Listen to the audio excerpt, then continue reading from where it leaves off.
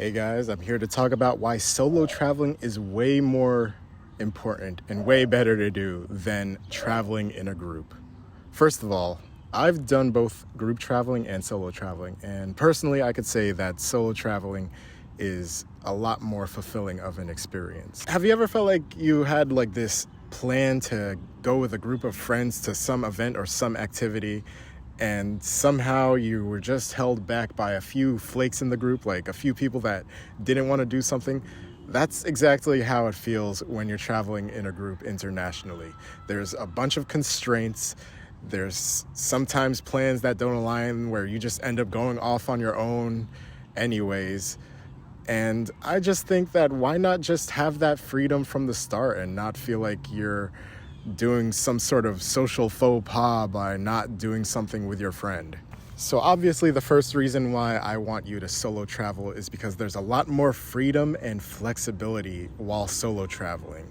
When you solo travel, you control your whole itinerary. Like, you can go as you please. You can stay in your Airbnb as you please. It doesn't matter. You can just make spontaneous decisions on the fly. Versus while you're traveling in a group and you have to cater your locations and destinations that you want to do to what everyone in the group will want to do, which is, when you think about it, like, how much fun is that? I got to tell you guys about a story that may or may not make me seem like a jerk, but it's a true story. You know, I feel like we've all had this jerk moment in our life. So this was mine. I was taking a trip to CVS while I was in college. This is way back when. So I'm a little more different now with my approach with any kind of social interaction. I wanted to go to CVS, and this girl that I knew in college, she also wanted to go to CVS. So she wanted to join along. As an introvert, I hate the idea of traveling to a store to pick up some things that I want with some other person tagging along that honestly I didn't even want her to be with me in the first place. But anyway, this was what I was doing. Oh man, my legs, I gotta stretch out for a bit. I wanted to try a new location for this type of video, just to spice things up. All right, back to the story. I was going to CVS and this girl was tagging along. I made it clear that I did not want anyone joining me on the CVS trip, so she insisted that she wanted to go anyways. So I gave her the condition of staying at least 10 steps away from me the whole walk there. And it was only like a 20 to 25 minute walk, so it wasn't that long of a walk. But thinking back on it, it seems kind of crazy, but yeah, that's exactly what I made her do. This is probably what sparked my intrigue for solo traveling over group traveling, because when I did group travel, it was in Edinburgh, Scotland, and London, only for a few days on that one. But, the group travel experience was kind of nice. You got to make some nice memories with your friends, but I could have made those nice memories in America anyways. So I think, what are you really traveling for? If you want to experience something with your friends, you could do that back home. If you want to travel internationally, I say just go by yourself. Okay, another reason why you should solo travel is for growth and independence. You want to learn how to be comfortable with being uncomfortable. When you're trying to be successful in your life, this should be your natural state. Being uncomfortable like I am right now. I want to stretch my legs. Ooh. But you will more often have opportunities to solo travel than group travel. As I said earlier before, there are a lot of flakes, even with small activities. So imagine how many people would want to flake out on wanting to travel abroad or travel to a whole different country. When you're solo traveling, you're the captain of your own ship. You don't have to check in with anyone or compromise on plans. This freedom allows you to be incredibly spontaneous. Imagine waking up one morning and deciding to explore a hidden beach you heard about from a local. Or maybe you want to join a last-minute cooking class, or go paragliding, or hop on a train to a city you just discovered on Instagram. This kind of spontaneity often leads to the most memorable experiences. When you're not tied to some group or itinerary, you're more likely to say yes to unexpected opportunities. You might find yourself in a local festival Or perhaps you'll meet some travelers who share their secret spots with you. These are moments that make solo traveling so enriching and unforgettable. This is what I think about when I made my travel to Romania, and then I just had the crazy idea to just go to Ukraine, a country with a war going on. And I would not have been able to make that travel if I was traveling in a group. Because let's face it, most people would not want to take the risk and go to a country with an ongoing war going on. So if I was in that group, I would have never been able to experience the beauty and the splendor that Ukraine has to offer. Mind you, Ukraine does not have any airplane travel, so this country is not one of the easiest countries to get into. Let me tell you right now.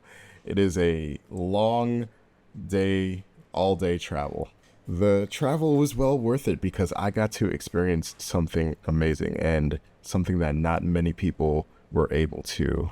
When I say take some risks when you solo travel, I'm not talking about the reckless behavior that I took, but rather stepping out of your comfort zone. When you're alone, you might be more inclined to try things that you normally wouldn't do. And when you're group traveling, you are a lot more comfortable with your experiences because you're around people that you are already familiar with.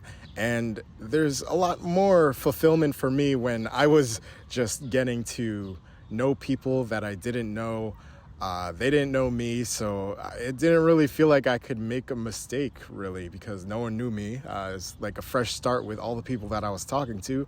So, I was low-key a little bit more freer when I was solo traveling versus group traveling, because when you were with a group, when I was in Edinburgh, I felt like, I still had these people, judging me throughout the trip because I'm still going to see them the next day. So it was like, I didn't really want to break out my shell too much. The last reason why you should solo travel versus group travel when you're traveling internationally is you get to build a deeper connection with the culture that's around you.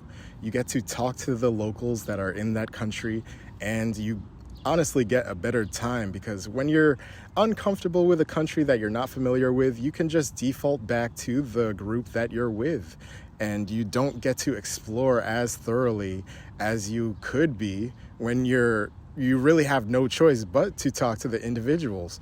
Like when I went to Romania, I was talking to this random, I'm not sure if he was homeless or not, or he was just like an old guy. And I got to learn that Romanians don't always learn English through school. This guy learned English through just reading books. He didn't have an education.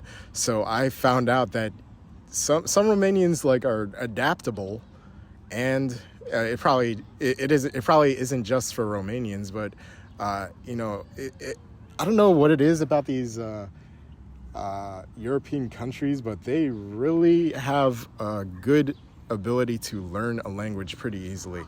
It's an impossibility for me as an American. When I was learning French, it was way more difficult to learn and adapt to learning this language than I find it for the foreigners in these other countries that I travel to that just learn English like it was I don't even know what to compare it to. It's like the ABCs when they were a kid. Oh, my legs. Okay, they be learning 5 languages at a time like it's phonics. It's very interesting. If you see me trying to speak French, it's like such a difficult experience for me. And I think a lot of Americans sort of share this experience. And those were my 3 reasons on why you should solo travel versus group travel.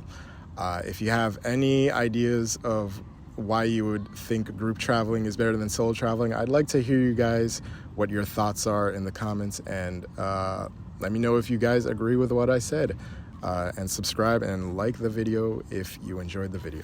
Thank you. Comment below if you agree or disagree with anything that I said.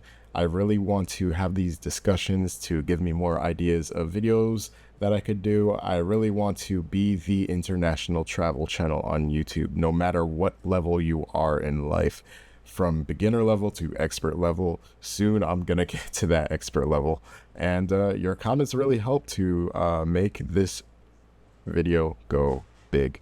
And I really think we can do this. I know I'm ambitious for this kind of goal, but I'm an ambitious type of guy. So let's do this thing. Thank you guys for watching.